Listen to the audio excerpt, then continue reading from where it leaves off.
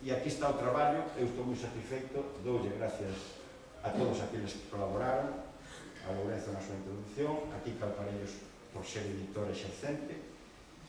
ao decano de Medicina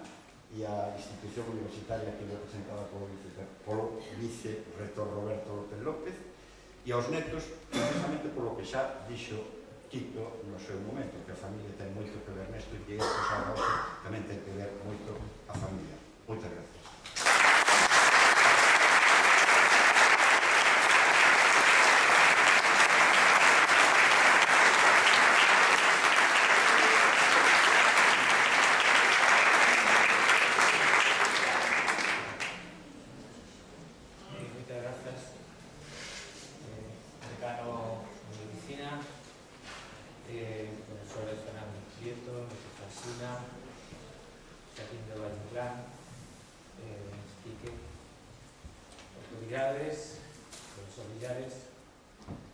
Familiares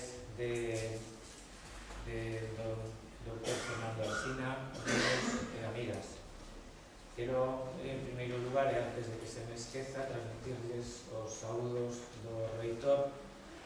da nosa universidade, que era quen tiña que estar aquí, pero que por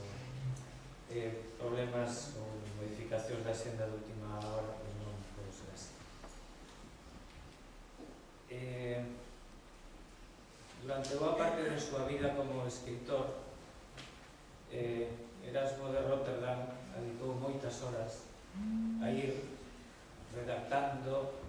corrixindo, publicando, republicando e reeditando un traballo que é unha compilación de comentarios sobre Erasmus.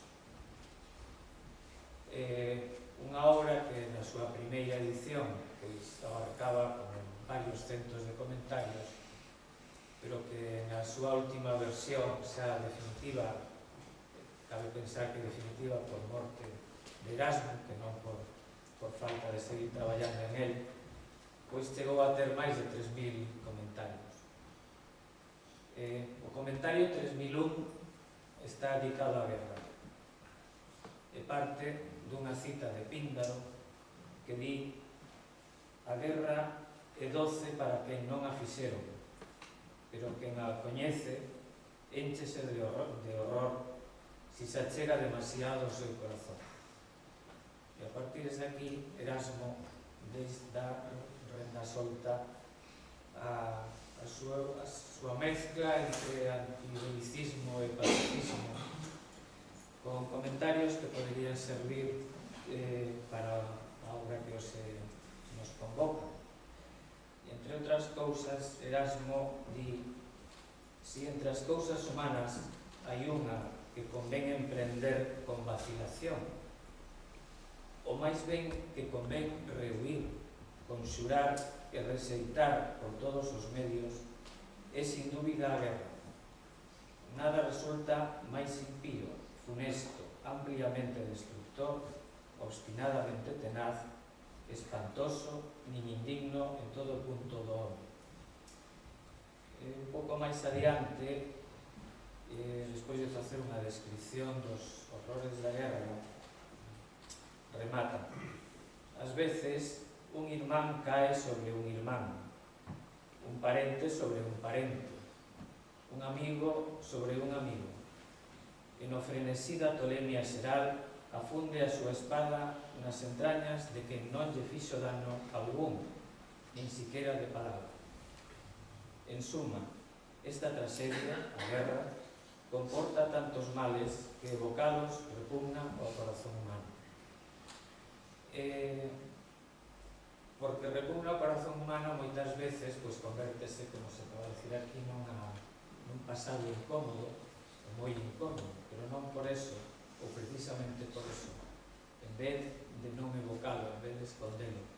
convén sacarlo a luz, airealo e sanalo. Esa forma é unha parte, non todo, pero forma parte do traballo, do noso traballo, refiro agora a miña condición de historiador,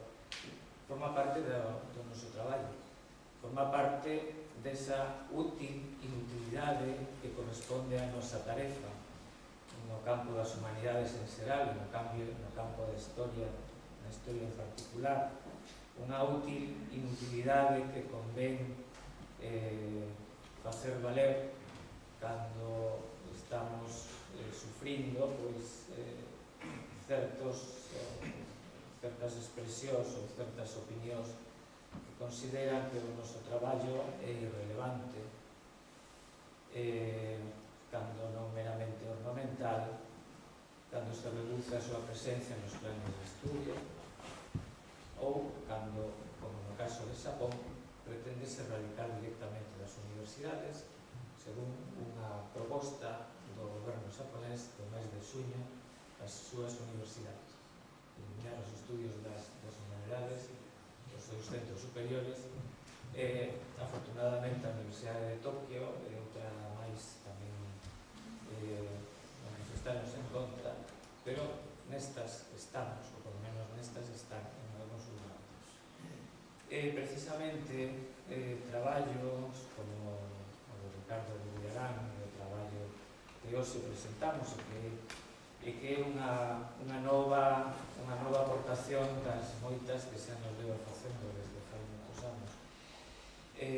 Axúdanos a poñer en valor o noso traballo e a utilidade e a necesidade de coñecer a historia, a necesidade de traballar, a necesidade de seguir profundizando nela. Un traballo que, neste caso, refírese con referencia ou en relación ao estudio da guerra civil, con relación ao estudio da posguerra. Xa o Departamento de Historia Contemporánea leva traballando tamén desde fai moitos anos e desde os seus froitos. Gracias aos seus proxectos de investigación, xa se mencionou antes o de Nomes e Voces, pero tamén forma parte destas achegas os resultados dos grupos de investigación de Lisbona, ou de Instagram, ou tamén os fondos recopilados con un traballo calado pero moi acertado con ese outro proxecto de Historia, da historia oral de Galicia, que tamén se citou antes aquí. Eu quería, para rematar, agradecer ao autor deste libro o seu traballo, que nos axuda a coñecer un pouco máis do noso pasado, ponerlo en valor, axúdanos a reflexionar sobre quenes somos, partindo de quenes nos precederon. Agradecer tamén, dar as gracias ao editor, nun momento, nun período en que a industria editorial é complexa, é difícil, pero que sabe, como manifesta nestas en todo o seu traballo, que a grandes problemas, grandes soluciones, e se hai problemas o que hai que facer é resolvelos e non quedar mirando para eles. Así que moitas grazas a todos, moitas grazas pola súa presenza e que a partir de agora este diario da guerra de Fernando Alsina nos axude a entender e a comprender máis do que somos e do que somos. Moitas grazas.